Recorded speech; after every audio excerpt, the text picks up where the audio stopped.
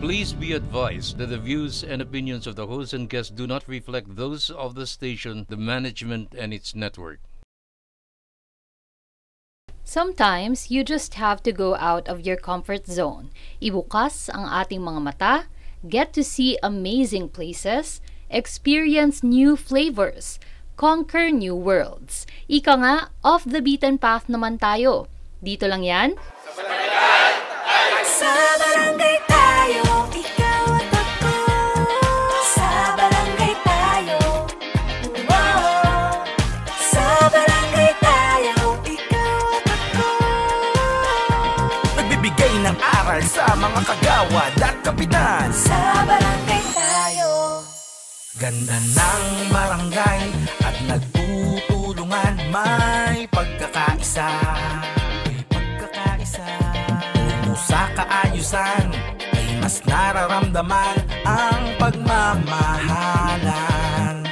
Ang ating barangay laging maayos. Kung merong disiplina ang mamamayan, respeto at paggalang, yan ang kailangan. Yo, tayo ang magtutulungan at magdadamayan. Sa barangay tayo, ikaw at ako. Sa barangay tayo, wow. Sa barangay tayo, ikaw at ako. Nagbibigay ng aral sa mga kagawad at kapitan. Sa barangay tayo, ikaw at ako.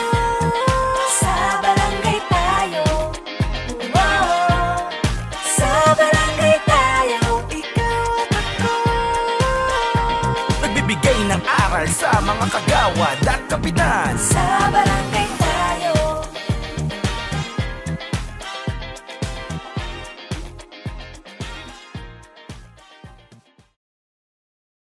Dito na nga nag-umpisa ang aming pagdalo sa State of the Barangay Address, first 100 days of the Sangguniang Barangay of Barangay Tanagan dito sa Calatagan, Batangas. SK Councilor Hazel Ann C. Mandanas.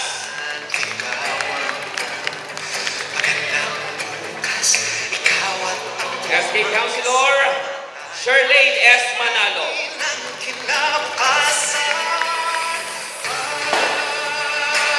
Our SK Chairperson at Community Chair on Youth and Sports Development and Games and Amusement, Honorable Mark Ian V. Amid.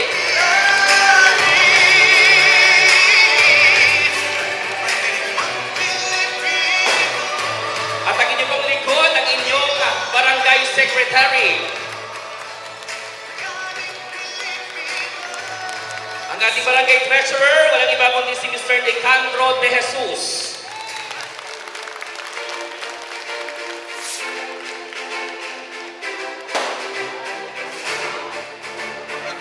At darito na ang grupo ng ating Sangguniang Barangay.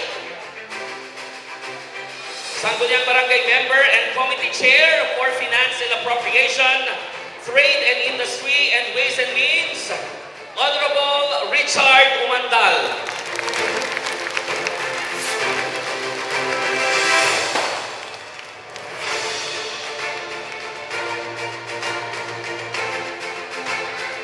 Sangguniang Barangay Member and Committee Chair for Public Order and Safety, Transportation and Communication, Housing and Land Utilization, Honorable Tadeo Elefante.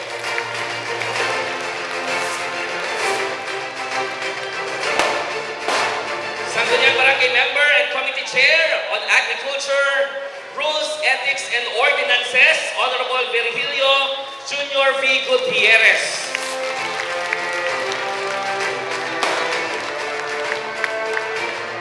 Sangguniang Barangay Member and Committee Chair for Education, Environment and Natural Resources, Honorable Roderick D. Bautista.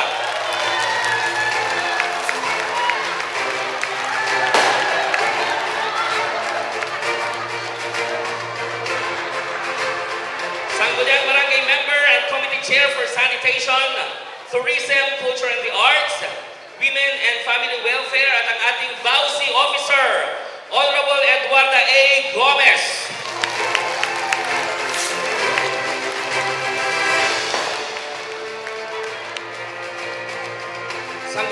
Barangay Member and Committee Chair for Health, Social Welfare and Development, Honorable J.O. Cahayon.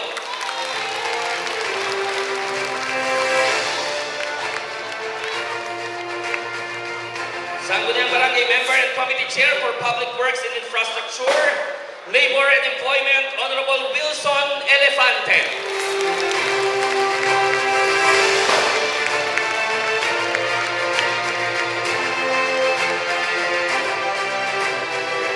And of course, our punong barangay at pinuno ng team pagbabago ang nagmamahal sa ating lahat. Our punong barangay, Honorable Luisito A. Villanueva.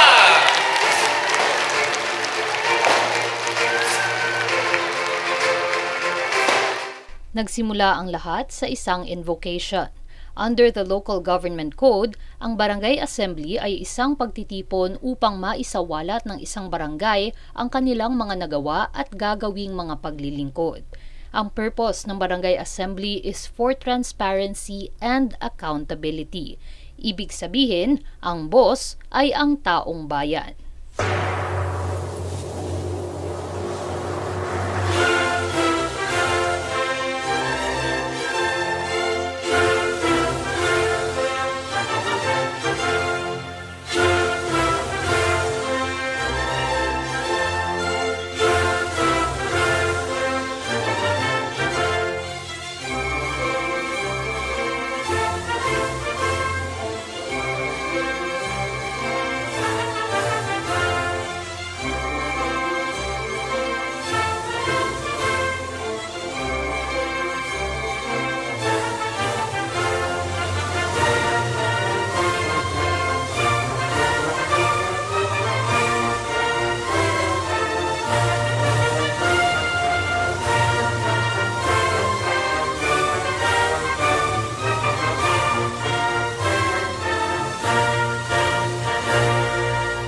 Tuloy-tuloy lang po tayo mga kabayan, pero bago ang lahat, nais ng sa barangay tayo na magpasalamat kay Kagawad Richard Umandal na nagbigay daan upang makarating kami rito. At ito na po ang laman ng Barangay Assembly, ang State of the Barangay Address, ulat ng punong barangay Luisito Villanueva. Ang kauna-unahang First 100 Days Address, dulot ng pagbabago sa Barangay Tanagan. Dito po, malalaman nyo rin po kung ang pondo po ng ating barangay ay kung saan namin dinadala. Mas maganda po yun para alam nyo. Dahil kailangan po natin tayo maging tapat sa tungkulin at nang mapaunlad natin ang ating barangay. Pahabol po. Pasensya na Sir Michael. Magandang umaga po Sir Michael. Representative po ng ating masipag at mabait na Congressman Eric Buhain.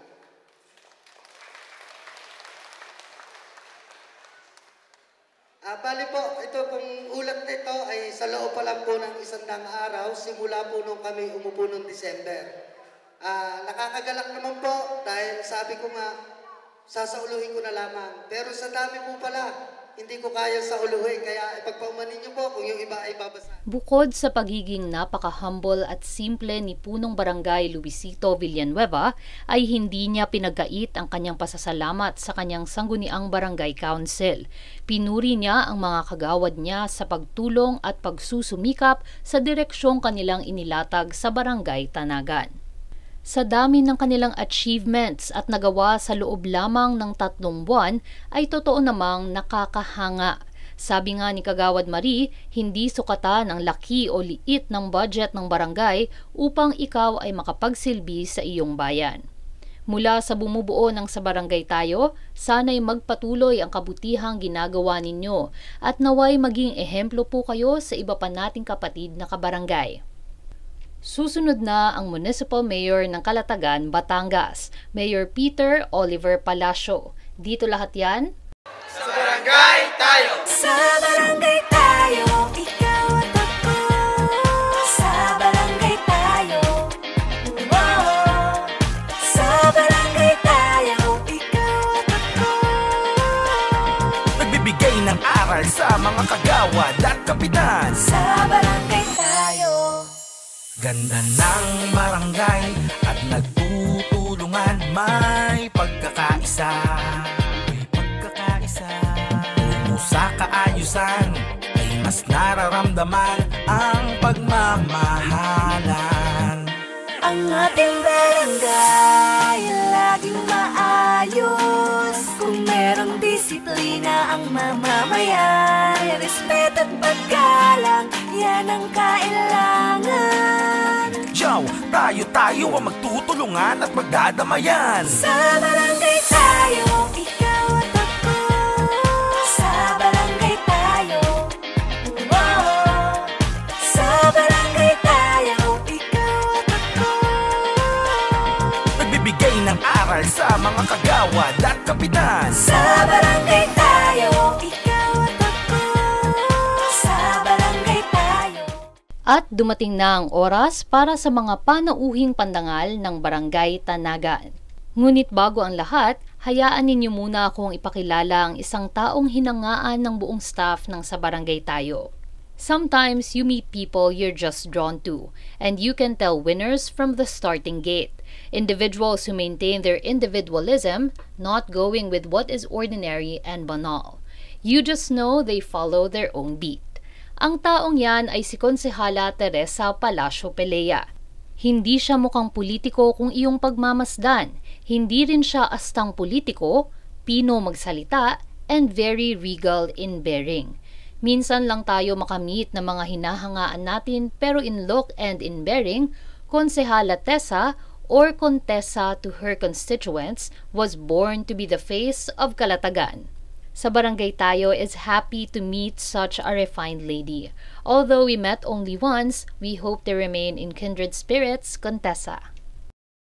Mayor Peter Oliver Palacio.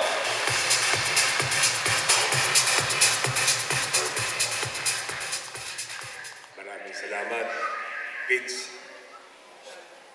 Magandang umaga po sa inyo lahat. Magandang umaga po sa ating pong Kapitan Louie, at sa lahat po ng bumubuo ng Barangay Council, kasama po ang SK. Pamula dito sa sentro, papuntang daya. Otherwise, pag pinagawa ng munisipyo, may kaso ang mayor. Sa iyo, baka na po sinasabi yan. Speaker of the House. Parting Romualdez. So, paano hindi magbibigay pag hindi tayo hingi? Samahan niyo po sa Kapitan. Thank you so much, Mayor Peter Oliver M. Palacio. Maraming salamat po, Mayor Peter Oliver Palacio, sa inyong pag-uunlak. Kitang-kita ang tagumpay ng Barangay Tanagan sa inyong suporta at direksyon.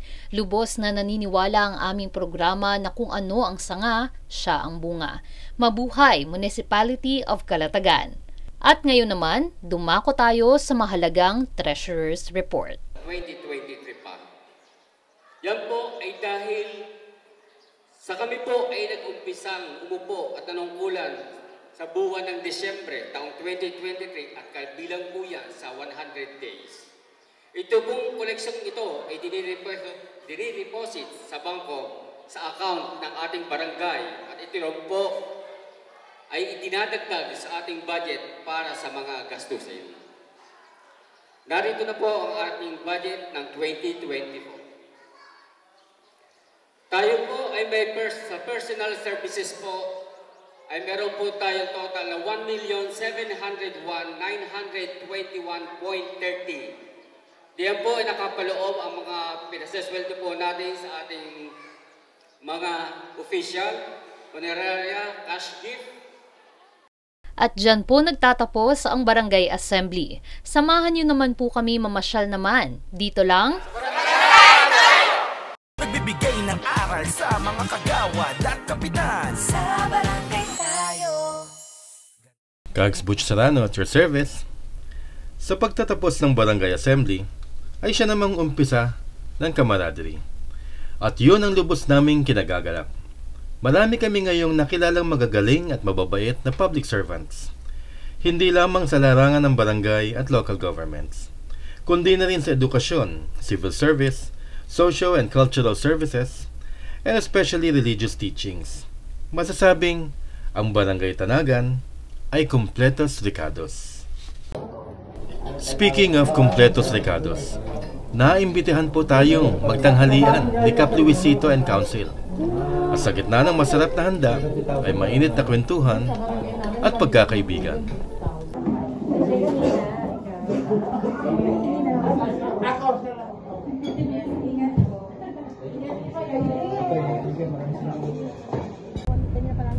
Pagkatapos po ay tuloy kaming naglakbay sa mga pinagmamalaki ng Calatagan, ang Little Boracay.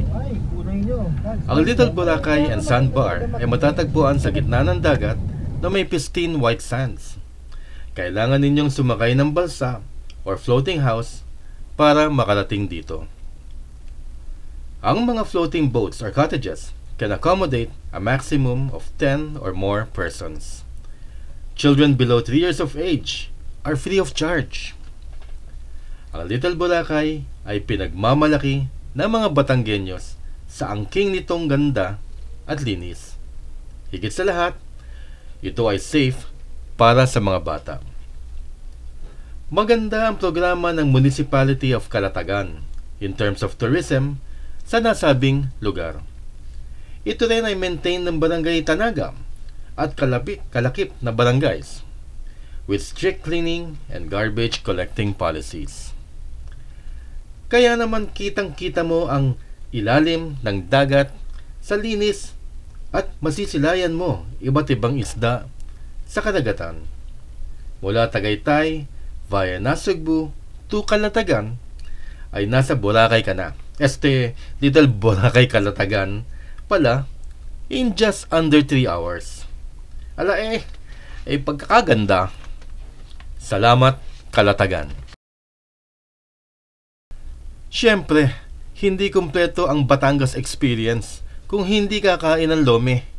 Kaya kami ng SBT team ay nagsadya sa isang lugar na talagang off the beaten path.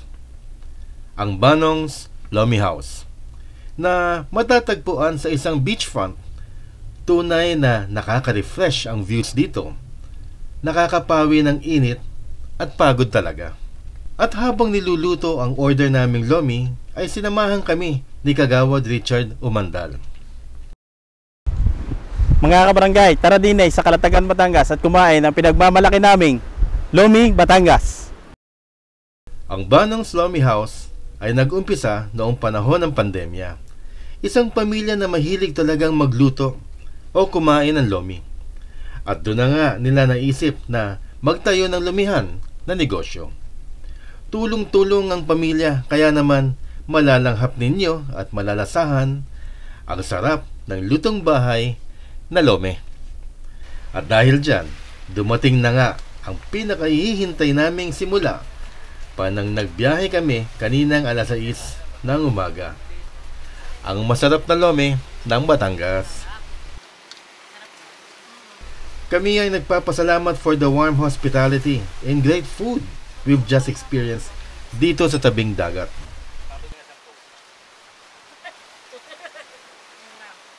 At na maalam na nga with a promise na kami ay babalik sa Banong's Lomi House. Sapagkat may naghihintay pa na isang magandang historical site na pinagmamalaki pa rin dito sa Calatagan, Batangas, ang Cape Santiago Lighthouse. Ito po si Barangay Secretary Elpidio Vicedo. Pakinggan natin. Mga kababayan, pasyal na kayo dito sa aming Cape Santiago Lighthouse, dito sa Calatagan, Batangas. Isa ito sa aming ipinagmamalaki na tourist destination dito sa aming lugar. Ito po ay may 65 steps pataas para makita nyo ang buong karagatan dito sa aming bayan, partikular dito sa Barangay Bagong Silang, Calatagan, Batangas. Kaya ano pang iniintay ninyo? Pasyal na sa Calatagan. Cape Santiago Lighthouse is a historic lighthouse located 130 kilometers southwest of Manila in Barangay Bagong Silang, Calatagan, Batangas. Constructed in 1887 by Spanish colonial authorities, it is one of the oldest working lighthouses in the Philippines. It serves as a guide for ships passing through the Verde Island Passage and entering Manila Bay. Among the most visited places in Calatagan, the lighthouse is considered a relic that bridges the old and the new. Truly a Batangueño trait of always moving forward. we say goodbye to Batangas for now, with wonderful people and places etched in our memories. Sa uulitin po, mga kabayan. Sa barangay tayo, ikaw at ako. Sa barangay tayo, sa barangay tayo, ikaw at ako. Nagbibigay ng aral sa mga kagawad at kapitan. Sa barangay tayo, Ganda ng barangay at nagtutulungan. May pagkakaisa, tungo sa kaayusan, ay mas nararamdaman ang pagmamahalan. sa barangay tayo, ikaw at ako. Sa barangay tayo, sa barangay tayo, ikaw at ako. Nagbibigay ng aral sa mga kagawad at kapitan. Sa barangay tayo.